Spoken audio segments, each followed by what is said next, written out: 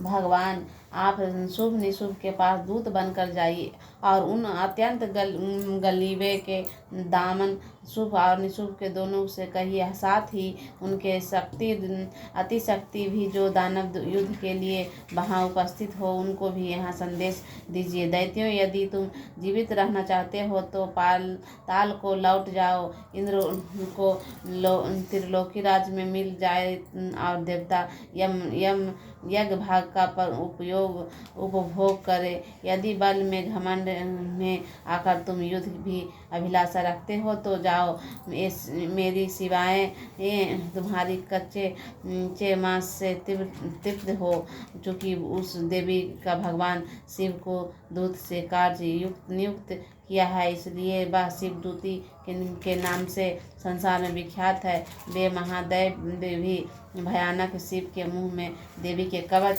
सुनकर क्रोध से भर गए और वहाँ एक कल्याणकारी विराजमान हुई थी। उस ओर बढ़े तदंतर वे दैत्य भरकर पहले ही देवी के ऊपर बाण, शक्ति और दृष्टि आदि शास्त्रों से वृष्टि करने लगा था। तब देवी ने भी खेल खेल में धनुष की टंकार से और उससे छोड़े हुए बड़े बड़े बाणों द्वारा दैत्यों चलाते हुए बाल, शूल, शक्ति और फारसों काट डाला। फिर काली ने उसे आगे होकर शत्रुओं को शूल के प्रहार से विद्रोह करने लगी और हठात से उनका का चुंबर निकालती हुई रणभूमि में विचरने लगी। ब्राह्मणी ने भी जिस के पर ओर दौड़ती उसी की ओर मंडल मुख का जल छिड़कर शत्रुओं को ओर से पराक्रमों नष्ट कर देती। मधेश्वरी ने त्रिशूल से तथा वैष्णवी ने चक्र से और अत्यंत क्रोध से भरी हुई कुमार कार्तिकेय की शक्ति से दैत्यों का संहार आरंभ किया। इंद्र शक्ति ने ब्रजवाहन से विदीर्ण हो सैकड़ों दैत्य दानव रक्त की धारा बहाते हुए पृथ्वी पर सो गए। बरहाई शक्ति ने कितनों के अपनी ओर थुने से मारकर नष्ट कर दी। दाढ़ों से आकर भाग में कितनों के छाती छेद कर डाली तथा कितनों के दैत्य उनके चक्र की चोट से विदीर्ण होकर गिर पड़ी। नारसिंह भी दूसरे महादैत्य के नाम से नाखों से विधिंग करने खातिर और सिंहासन से दिशाओं में आशंको गुंजित हुई युद्ध से श्रेष्ठ में विराजने लगी। कितने के असुर शिवदूती प्रचंड अट्ठास के अत्यंत भयभीत से होकर पृथ्वी पर गिर गए। गिरने पर उन्होंने शिवदूती को उस समय अपना ग्रास बना लिया। इस प्रकार क्रोध से भरे हुए मातृगणों को नाना प्रकार से उपासनों से बड़े बड़े असुरों को मर्दन करते हुए दैत्य सैनिक भाग खड़े हुए। पीड़ित दैत्यों की युद्ध करने से भागते हुए रक्त बीज नामक महादैत्य क्रोध से भरकर युद्ध करने लिए आया। उसके शरीर से रक्त की बूंद पृथ्वी पर गिरती तब उसी के से समान शक्तिशाली एक दूसरा महादैत्य उत्पन्न हो जाता। महासुर शक्ति ने अपने हाथों से गदा और इंद्र शक्ति के साथ युद्ध करने लगा। तब इंद्रिका ने अपने ब्रज के रक्त जापो मारा और वज्र के घायल होकर उसके शरीर बहुत सा रक्त चूसने लगी और उसके शरीर समान रूप तथा महापराक्रम योद्धा उत्पन्न होने लगे।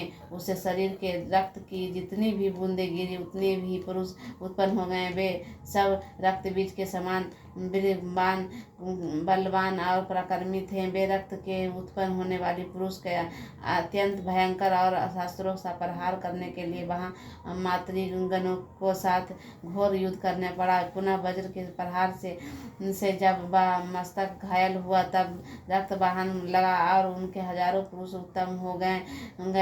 वैष्णवी ने युद्ध में रक्त बीज के चक्र का प्रहार किया तथा ऐश्वर्य ने दैत्य सेनापति को गदा से चोट पहुंचाई। वैष्णवी ने चक्र के में घायल होने पर शरीर के रक्त बाह में अपने जो उसके बराबर आकार वाले सहर्षों महादैत्य प्रकट हुए। उसके द्वारा संपूर्ण जगत व्याख्यात हो गया। कौमारी ने शक्ति ब्राह्मणी खड़क और माहेश्वरी ने त्रिशूल के महादैत्य रक्त बीज के घायल किया। क्रोध में भरे हुए उस महादैत्य रक्त बीज के गदा से भी मातृ शक्तियों के पृथक पृथक प्रहार किए। शक्ति शूल आदि के अनेक बार घायल होने पर भी शरीर की रक्त की धारा पृथ्वी पर गिरी। उनकी भी निश के ही सैकड़ों असुर उत्पन्न हुए। इस प्रकार से महादैत्य रक्त से प्रकट हुई असुरों द्वारा संपूर्ण जगत व्याख्यात हो गया। इसके देवताओं बड़ा भय हुआ। देवताओं ने उनके वो उदास देख चंडिका ने काली के शीघ्रतापूर्वक वहाँ चामुंडे तुम अपना सुख मुख और भी फैलाओ तथा मेरी शास्त्र में गिरने वाली रक्त बूंद की ओर उत्पन्न होने वाली महादैत्य तुम अपने इन उतावले मुख में खा जाओ। इस प्रकार रक्त से उत्पन्न होने वाली महादैत्य भक्षण करते हुए तुम रण की विचलित हो। ऐसा करने से उस महादैत्य पर सारा रण छीन हो जाएगा तो स्वयं भी नष्ट हो जाएगा।